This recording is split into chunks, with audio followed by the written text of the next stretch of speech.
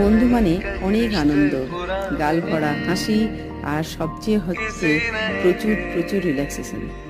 আমরা সব বন্ধুরাই মাঝে মাঝে চেষ্টা করি কারোর না কারোর বাড়িতে হোক বা কোনো জায়গায় হোক গিয়ে একটুখানি টাইম স্পেন্ড করার জন্য।